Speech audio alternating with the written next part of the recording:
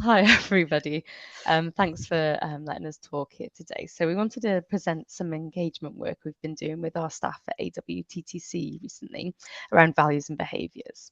So it's a piece of work we've undertaken over the last nearly year, I think, forming a working group from within the All Wales Therapeutics and Toxicology Centre staff to engage with everyone and give an opportunity to reflect and hear feedback about values and behaviours that are important to us and that we aspire to in relation to the work we do as an organisation.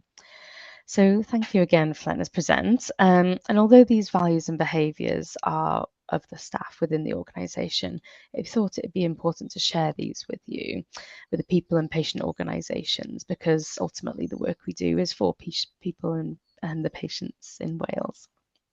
So I'll give a brief overview of the work, which included a questionnaire and some qualitative analysis, an interactive session on ranking the values that arose in engagement activities, and workshopping the descriptions of the values and behaviours.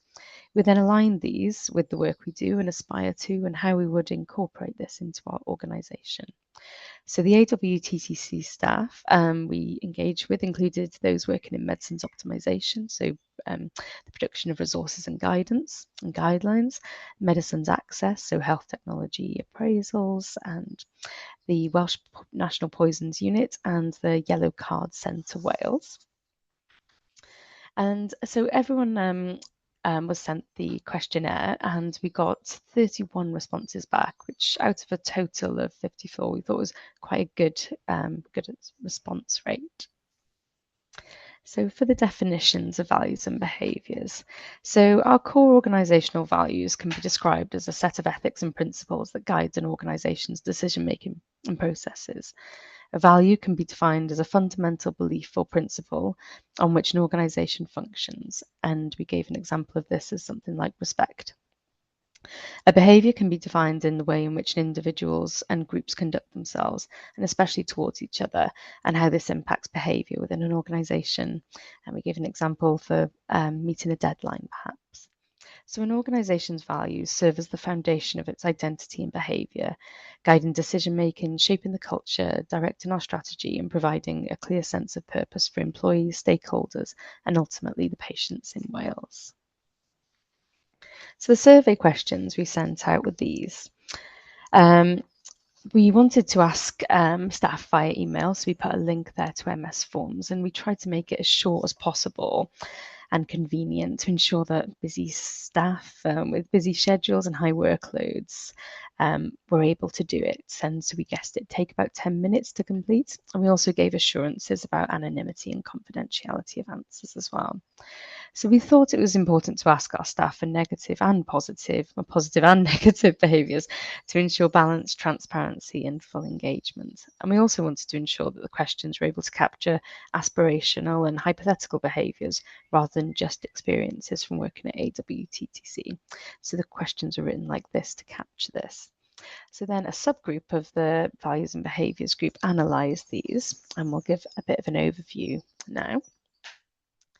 So for the behaviours, the method we used, the answers from these tended to be a bit longer and took some work to extract the groups and themes. So the qualitative analysis on these data included personal experiences as well as the wider behaviours for the organisation. So just very briefly to give the method. So each response was given an ID and analysed for keywords. Once keywords were identified, the keywords were coded and positive and negative themes for these were identified. It was important to note that the qualitative nature of this analysis will introduce some bias, but we had used a tested qualitative method and included a second person to check the interpretation of the answers and the allocation of keywords and themes. So we thought this would be important because some of the respondents were also on the group and stakeholders as well. And the most important aspect of this piece of work, we thought, was to ensure that all colleagues at AWTTC had the opportunity to input into the shaping of our AWTTC specific values and behaviours. And we used the follow-up sessions of our AWTTC staff meetings to make sure staff had the opportunity to feedback and ensure that the values reflect the individuals and the organisation as a whole. So then on to the values.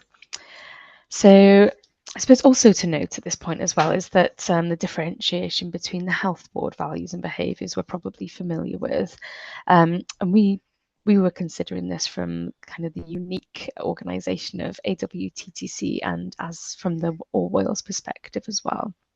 So the qualitative analysis of the values was done in a similar way to the behaviours, but because the nature of the question, this was a little bit easier. They were more succinct and single worded, and the keywords were more easily identified. So the keywords were grouped and grouped again into themes, of which there were 8 that came out. Again, important to note that there's a bit of this subject to interpretation of the groups analysing, and also the synonyms kind of fall into different themes and there can be a bit of overlap. So for example, things that came out like polite, keywords we identified, could be themed into respect, compassion and other groups as well. So during our discussions, we also tried to ask some quite open questions like, is there anything here that's missing? Is there anything that's particularly important or stands out? And we also tried to extract how many times those keywords came up as a bit of a basic way of ranking importance, perhaps, or an indicator of that. So then at one of our staff days, we asked AWTTC staff to rank confidentially the importance they give to the values and keywords that we identified. And the response rate was similar to the questionnaire there. We got 32. And these were the kind of ranks of importance we got. Again, probably important to say that a bit of overlap. Some of those could be included within each other's, and it was an interesting discussion as well. So finally, here we present our values and behaviours. We're going through the latest round of feedback and tweaks from colleagues, and we hope to publish these on our website soon and continue to embed them in these principles into our organisation's decision making and processes and how we work. So I won't read these out for interest of time, but I'm sure we can circulate these when they're published as well if people would be interested. And then just to tie it in really with how our values impact on the work we do for the people and patients in Wales. So these are the AWMSG goals in the strategy for Wales, AWMSG strategy for Wales 2024 to 2029, and these are available on our website and within that document. So we hope that the process of looking at our values and behaviours has managed to produce a set of values that reflect what we aspire to be as an organisation. And our values and a shared sense of purpose will hopefully help us to achieve goals such as these that are set out in the strategy. And defining our values has been one step, and continuing to embed these values into our work will be a continual process. So our next steps, we wanted to share this with you at PAPIG, so thank you.